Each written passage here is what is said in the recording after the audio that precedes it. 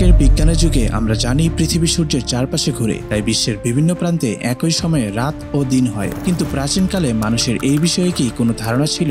আজ থেকে ৫,০০০ বা ১০,০০০ বছর আগে মানুষ কি জানতো যে পৃথিবীর সব জায়গায় একই সময়ে রাত এবং দিন হয়? আজ আমরা এই রহস্যময় প্রশ্নের উত্তর খুঁজে বের করব। আজকের ভিডিওতে আমরা ইতিহাস ঘেঁটে দেখব প্রাচীন মানুষের বিশ্বাস এবং বিজ্ঞানের অগ্রগতি কিভাবে আমাদের পৃথিবী সম্পর্কে ধারণাকে সম্পূর্ণ বদলে দিয়েছে। আসলে ৫,০০০ বছর আগে মানুষের পৃথিবী সম্পর্কে ধারণা আজকের তুলনায় অনেক কম ছিল। রাত এবং দিন সম্পর্কে তাদের ধারণা ছিল স্থানীয় পর্যবেক্ষণের উপর ভিত্তি করে। উদাহরণস্বরূপ, প্রাচীন মিশরীয়রা মনে করতেন যে সূর্য দেবতারা পৃথিবীর ওপর তার নৌকা চালিয়ে দিন তৈরি করে, এবং প্রাচীন গ্রিকরা মনে করতেন যে সূর্য দেবতা হেলিওস প্রতিদিন সূর্যোদয়ের দিকে পূর্ব থেকে পশ্চিমে একটি রথ চালিয়ে দিন তৈরি করে। প্রাচীন মিশর এবং প্রাচীন গ্রিকের ধারণা ছাড়াও আরও অনেক প্রাচীন সভ্যতা ছিল যাদের নিজস্ব অনন্য বিশ্বাস ছিল যে পৃথিবীতে দিনরাত কিভাবে তৈরি হয়। যেমন মেসোপটেমিয়া অঞ্চলে থাকা সুমেরীয় এবং বেবিলিয়নরা বিশ্বাস করত যে দুটি দেবতা উটু বা সূর্য এবং ইনানা বা চাঁদ আকাশে তাদের নৌকা চালিয়ে দিনরাত তৈরি করে। নর্সদের মতে সোল নামক এক দেবতা সূর্যের একটি রথ চালিয়ে দিন তৈরি করতেন এবং রাতের দেবী নোট চাঁদকে নিয়ন্ত্রণ করতেন। ইনকরা বিশ্বাস করত যে সূর্য দেবতা ইন্তি প্রতিদিন তার স্বর্ণ দিয়ে মোড়ানো দরজা দিয়ে বেরিয়ে আসেন এবং সূর্যাস্তের সময় আবার ভেতরে প্রবেশ করেন। তারা চাঁদ এবং তারাকেও পূজা করত। তারা বিশ্বাস করত যে এই দুটিও রাতের নিয়ন্ত্রণে ছিল। কিন্তু প্রাচীন চীনা সভ্যতায় সূর্যকে দেবতা হিসেবে দেখা হতো না, বরং ইয়াং নামক একটি শক্তির প্রতীক হিসেবে বিবেচিত হতো। বিশ্বাস করা হতো যে ইয়াং বা সূর্য এবং ইন বা চাঁদের ভারসাম্যই দিন রাতের চক্র তৈরি করে। এছাড়াও বিভিন্ন আদিবাসী গোষ্ঠীর বিভিন্ন বিশ্বাস ছিল।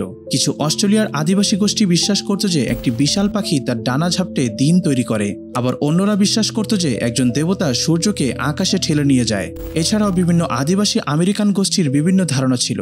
কিছু গোষ্ঠী বিশ্বাস করত যে পশু বা আত্মারা দিন এবং রাত নিয়ন্ত্রণ করে। অন্যরা বিশ্বাস করত যে এটি দেবতাদের কাজ।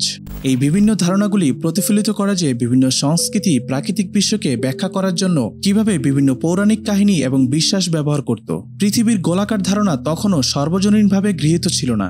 অনেকে মনে করতেন যে পৃথিবী সমতল এবং সূর্য তার চারপাশে ঘুরছে। তাই ৫,০০০ বছর আগে মানুষ সম্ভবত মনে করত না যে সারা পৃথিবীতে একই সময়ে রাত বা দিন হয়। তারা সম্ভবত মনে করত যে সূর্য তাদের নিজস্ব অঞ্চলের উপরে অবস্থানের উপর নির্ভর করে আকাশে ওঠে এবং অস্ত যায়, এবং হয়তো এটাও মনে করত যে সূর্য কেবল তাদের জন্যই ওঠে।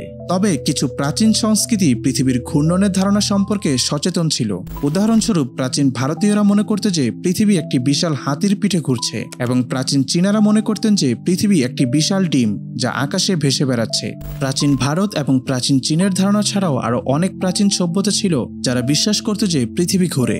যেমন পাইথাগোরাস সহ কিছু প্রাচীন গ্রিক দার্শনিক বিশ্বাস করতেন যে পৃথিবী তার অক্ষের উপর ঘুরে। হেলেনিস্টিক সভ্যতার অ্যারিস্টার্কাস অফ সামোস সূর্যকেন্দ্রিক মডেল প্রস্তাব করেছিলেন, যেখানে পৃথিবী তার নিজের অক্ষের উপর ঘোরে এবং সূর্যের চারদিকেও ঘোরে।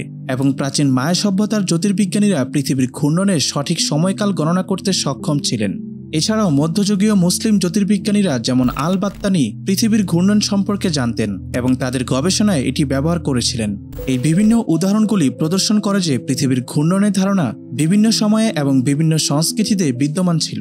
তারপর সময়ের সাথে সাথে জ্যোতির্বিদ্যা এবং বিজ্ঞানের অগ্রগতির মাধ্যমে মানুষ পৃথিবী এবং তার ঘূর্ণন সম্পর্কে আরও ভালোভাবে বুঝতে পেরেছে। ১৫১৪ সালে নিকোলাস কোপার্নিকাস সূর্যকেন্দ্রিক মডেল প্রস্তাব করেন, যেখানে পৃথিবী সূর্যের চারদিকে ঘোরে।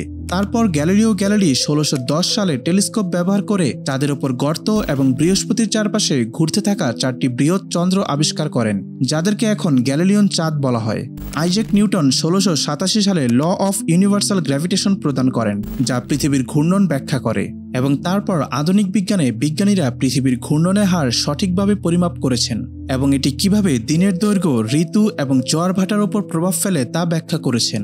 ১৮৫১ সালে ফরাসি পদার্থবিদ লিওন ফৌকাল্ট একটি বিখ্যাত পরীক্ষা পরিচালনা করেন, যেখানে তিনি দেখান যে পৃথিবীর ঘূর্ণনের কারণে একটি দীর্ঘ লোহার পেন্ডুলাম ধীরে ধীরে তার দিক পরিবর্তন করে। ১৯৬০ সালে মার্কিন যুক্তরাষ্ট্র প্রথম উপগ্রহ এক্সপ্লোরার 6 উৎক্ষেপণ করে, যা পৃথিবীর ঘূর্ণন পর্যবেক্ষণ করতে ব্যবহার করা হয়েছিল। এখন এরকম আরও অনেক কৃত্রিম উপগ্রহ পৃথিবীর ঘূর্ণন পর্যবেক্ষণ করতে এবং একে আরও ভালোভাবে বোঝার জন্য ব্যবহার করা হচ্ছে। এবং আজ জিপিএস সিস্টেম পৃথিবীর ঘূর্ণনের উপর নির্ভর করে কাজ করে, যা সঠিক সময় এবং অবস্থান প্রদান করতে ব্যবহৃত হয়। পরিশেষে বলা যায়, সময়ের সাথে সাথে জ্যোতির্বিদ্যা এবং বিজ্ঞানের অগ্রগতির মাধ্যমে পৃথিবী এবং তার ঘূর্ণন সম্পর্কে আমাদের বোঝার অভাবনীয় উন্নতি হয়েছে। আজ আমরা জানি যে পৃথিবী একটি গ্রহ যা তার নিজের অক্ষের ওপর ঘোরে এবং সূর্যের চারিদিকেও একটি কক্ষপথে ঘোরে। এই জ্ঞান আমাদের মহাবিশ্বে আমাদের অবস্থান সম্পর্কে একটি সুস্পষ্ট ধারণা দেয় এবং আজ আমরা বলতে পারি যে আমরা এখন এক আধুনিক সভ্যতায় বাস করি এবং আজ থেকে হয়তো আরো 500 বা 5000 বছর পর আমাদের ভবিষ্যৎ প্রজন্ম আরো আধুনিক সভ্যতায় বাস করবে। ভিডিওটি ভালো লাগলে অবশ্যই একটি লাইক দিবেন এবং আপনার যদি এই ধরনের ভিডিও দেখতে ভালো লাগে তাহলে সাবস্ক্রাইব করে এক্সপ্লেনেশনের সাথে থাকুন।